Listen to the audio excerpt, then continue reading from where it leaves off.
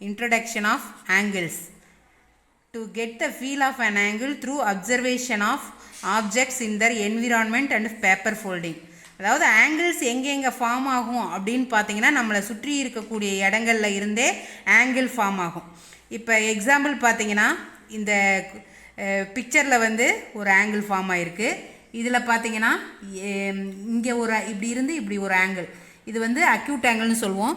இது பேஸ், இது வெர்டெக்ஸ். இது வந்து இந்த இடத்துல ஃபார்ம் ஆகிறது வெர்டெக்ஸ். இதுதான் ஆங்கிள்னு சொல்லுவோம். நீங்கள் நிறைய நம்ம அன்றாடம் யூஸ் பண்ணக்கூடிய பொருட்கள், செல்ஃபோன் டவர்ஸ் பார்த்தீங்கன்னா அந்த இடத்துல ஒரு அந்த செல்ஃபோன் டவர் வந்து ஒரு ஸ்ட்ரெயிட் லைனான இருக்கும். அந்த ஃப்ளோர் வந்து உங்களுக்கு கீழே ஹரிசாண்டல் லைனாக இருக்கும். அப்போ அந்த இடத்துல வந்து ஒரு ஆங்கிள் ஃபார்ம் ஆகும்.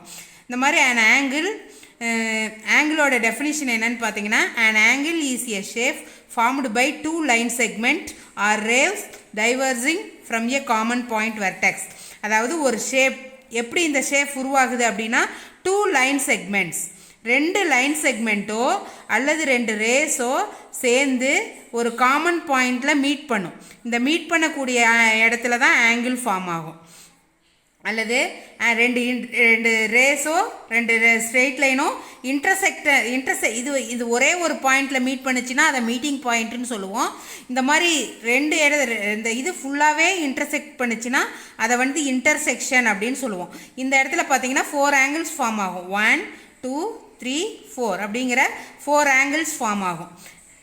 அதுக்கப்புறம் இது ஸ்ட்ரெயிட் லைன் மீட் பண்ணக்கூடிய இடத்துலையும் ஆங்கிள் ஃபார்ம் ஆகும். Angle formed by meeting two straight line segments. இதை வந்து செக்மெண்ட்டுன்னு சொல்லுவோம்.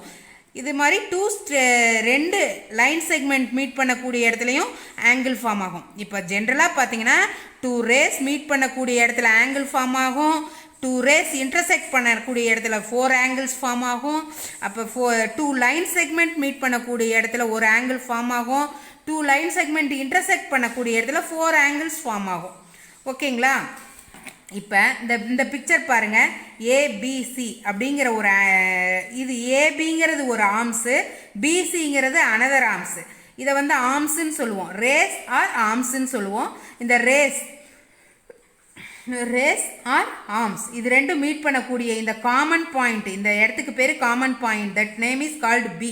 இதை வந்து எப்பயுமே நம்ம கேபிட்டல் லெட்டர்ஸில் டினோட் பண்ணுவோம். ஆங்கிள் எப்பயுமே 3 லெட்டர்ஸ் ஏபிசி ஆர் சிபிஏ அப்படிங்கிற 3 லெட்டர்ஸில் நம்ம இந்த 3 லெட்டர்ஸ் மட்டும் இல்லை, பிக்யூஆர் இஎஃப்ஜி டிஇஎஃப் எனி 3 லெட்டர்ஸில் நம்ம இதை ஆங்கிளுக்கு நம்ம நேம் வைக்கலாம். ஆங்கிள் எப்பயுமே கேபிட்டல் லெட்டரில் தான் நம்ம டினோட் பண்ணுவோம். ஜென்ரலாக பார்த்தீங்கன்னா இதுதான் ரே. ஒரே ஒரு எண்டு பாயிண்ட் இருக்கும், அதுக்கு ஆப்போசிட் டைரக்ஷனில் எண்ட் இல்லாமல் போயிட்டே இருக்கும். இந்த ரே இந்த ஏரோ போட்டு கம்ப்ளீட் பண்ணோம்னாவே அதுக்கு நோ எண்ட் பாயிண்ட்டு, அது இந்த டைரக்ஷனில் போயிட்டே இருக்கும். ஒரே ஒரு எண்டு பாயிண்ட் இருக்கும், ஆப்போசிட் டைரக்ஷனில் no end point, that is called ray. ஓகேங்களா? இப்போ இது லைன், 2 சைட்ஸும் பாருங்கள் ஏரோ போட்டு கம்ப்ளீட் பண்ணியிருக்கோம். அதாவது ரைட் சைட்லேயும் எண்ட் இல்லாமல் போயிட்டே இருக்கும், லெஃப்ட் சைட்லேயும் எண்ட் இல்லாமல் போயிட்டே இருக்கும். இதுதான் லைன் செக்மெண்ட்னா இந்த லைனில் ஒரு சின்ன பார்ட்டை கட் பண்ணி எடுக்கிறது தான் லைன் செக்மெண்ட். பார்த்தீங்கன்னா ஏபி அப்படிங்கிற இந்த பார்ட்டை மட்டும் கட் பண்ணி வச்சுருக்கேன், லைன் செக்மெண்ட். இதுக்கு பேர் கோட்டு துண்டு. புரிஞ்சுதுங்களா? ஒரு கோடில் ஒரு சின்ன பார்ட்டை கட் பண்ணி எடுக்கிறது கோட்டு துண்டு. This is called line and this is called line segment. Okay, an angle is a shape formed by 2 line segments. இந்த மாதிரி 2 லைன் செக்மெண்ட்டோ அல்லது இந்த மாதிரி 2 ரேஸோ மீட் பண்ணக்கூடிய இடத்துலையோ அல்லது இன்டர்செக்ட் பண்ணக்கூடிய இடத்துலையோ ஆங்கிள் ஃபார்ம் ஆகும். இதுதான் காமன் கான்செப்டு. இந்த மீட் பண்ணக்கூடிய இடத்துல ஒரே ஒரு ஆங்கிள் தான் ஃபார்ம் ஆகும். இன்டர்செக்ட் பண்ணக்கூடிய இடத்துல 4 ஆங்கிள்ஸ் ஃபார்ம் ஆகும். இங்கே பாருங்கள், 1 2 3 4. அதே மாதிரி தான் இந்த இடத்துலையும் ஆங்கிள் ஃபார்ம் ஆகும். இந்த ஏபிங்கிறத ஒரு ஆர்ம்ஸ்ன்னு சொல்லுவோம், பிசிங்கிறது அனதர் ஆர்ம்ஸு. இந்த 2 ஆர்ம்ஸும் மீட் பண்ணக்கூடிய பாயிண்ட்டு வெர்டெக்ஸ், காமன் பாயிண்ட்டு பின்னு சொல்லுவோம். இதுக்கு வந்து வெர்டெக்ஸ் அப்படின்னு பேர். அப்புறம் நெக்ஸ்ட்டு ஆங்கிள் ஏபிசி. இதை வந்து எப்படி ரீட் பண்ணணும்னா ஆங்கிள் ஏபிசி. இந்த ஆங்கிள் எப்பயுமே மிடில் தான் நம்ம டினோட் பண்ணும். ஓகேங்களா? பிங்கிற லெட்டர் பாருங்கள், இதில் மிடில் இருக்குது. ஆங்கிள் ஏபிசி அப்படிங்கன்னு நம்ம இதை சொல்லலாம்.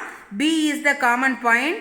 Two line segment makes an angle. Common point B is the vertex. இந்த இடத்துல ஃபார்ம் ஆகக்கூடிய ஆங்கிளுக்கு பேர் தான் வெர்டெக்ஸ்ன்னு பேர். இந்த ஆங்கிள் ஏபிசியை ஆங்கிள் சிபிஏ அப்படின்னு நம்ம சொல்லலாம். Angle ABC and angle CPA R same. ஆனால் நமக்கு இம்பார்ட்டண்ட் என்ன அப்படின்னு பார்த்தீங்கன்னா இந்த மிடில் வரக்கூடிய லெட்டர் தான் ஆங்கிளை குறிக்கும். இது நீங்கள் ரொம்ப முக்கியமான பாயிண்ட்டு. இதில் மிடில் எந்த லெட்டர் வருதோ அதுதான் ஆங்கிள் ஃபார்ம் பண்ணும். இந்த சிம்பிள் வந்து இந்த மாதிரி வி யூஸ் தி சிம்பிள். இந்த மாதிரி ஆங்கிளுக்கு இந்த சிம்பிளை நம்ம யூஸ் பண்ணுவோம். இப்போ வந்து உங்கள் புக்கில் ஒரு எக்ஸாம்பிள் சம் இருக்குது. உங்கள் புக்கில் ஒரு எக்ஸாம்பிள் சம் இருக்குது. அதை தான் நான் இங்கே நோட்டில் ரைட் பண்ணியிருக்கேன். இந்த பிக்சர் கொடுத்துருக்காங்க ஏபிசி. இதில் name of the angle ABC or CBA தான் ஆங்கிளோட நேமு.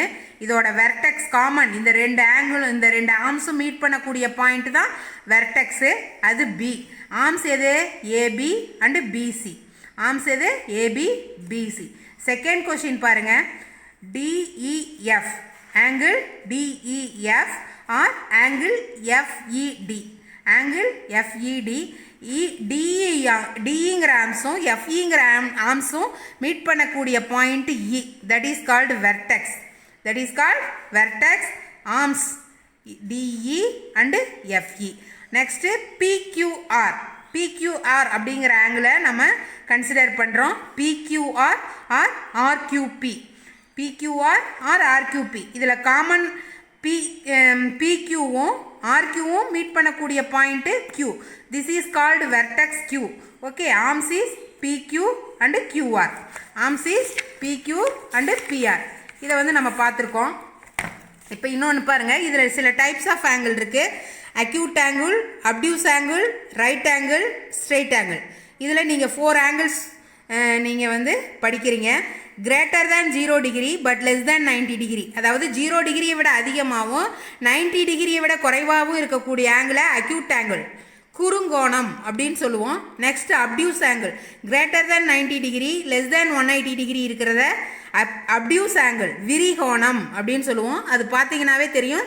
தமிழில் உங்களுக்கு ஈஸியாக இருக்கும். பார்த்தீங்கன்னா விரிஞ்சி இருக்கிறதால இதுக்கு பேர் விரிகோணம், அப்டியூஸ் ஆங்கிள். இதோட ஆங்கிளை மெஷர் பண்ணினா உங்களுக்கு வந்து 90 டிகிரிக்கு மேலே இருக்கும், அதே 180 டிகிரிக்கு கீழே இருக்கும். ஓகேங்களா? இது குறுங்கோணம். பார்த்தீங்கன்னா குறுகி போய் இருக்குது. அதனால திஸ் இஸ் கால்டு குறுங்கோணம். இங்கிலீஷில் அக்யூட் ஆங்கிள்.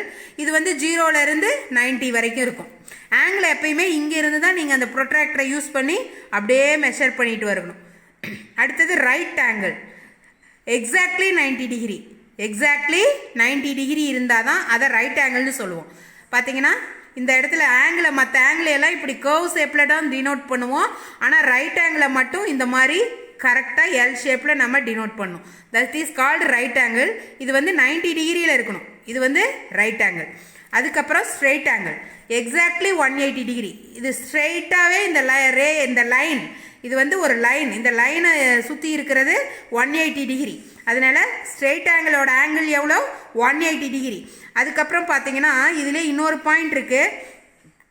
இந்த மாதிரி கீழே வந்து ஒரு ஆங்கிள் ஃபார்ம் ஆகும். இப்போ வந்து இப்படி கீழே ஒரு ஆங்கிள் ஃபார்ம் ஆகிடுச்சுன்னா இந்த இடத்துல 360 டிகிரி வந்துடும். இங்கே 180 ப்ளஸ் இங்கே 180, 360. இப்போ இந்த பாயிண்ட் அரவுண்ட் an ஆங்கிள், ஒரு புள்ளியை சுற்றியுள்ள கோணம். a point around an angle equal to 360 degree. ஒரு புள்ளியை சுற்றியுள்ள கோணம் 360 degree. an angle around a point is 360 degree. ஓகேவா? இப்போ இதெல்லாம் ஆங்கிள்ஸில் சில இந்த மாதிரி இம்பார்ட்டண்ட் விஷயங்கள்லாம் இருக்குது. இதை வந்து நீங்கள் இது வந்து ஹையர் கிளாஸ் போக போக ரொம்ப யூஸ்ஃபுல்லாக இருக்கும். அதனால் இதையெல்லாம் இந்த பாயிண்டெல்லாம் உங்களுக்கு நான் ரைட் பண்ணி சென்ட் பண்ணுறேன். எல்லோரும் நோட்டில் ரைட் பண்ணி வச்சுக்கோங்க. ஓகேவா? Thank you students.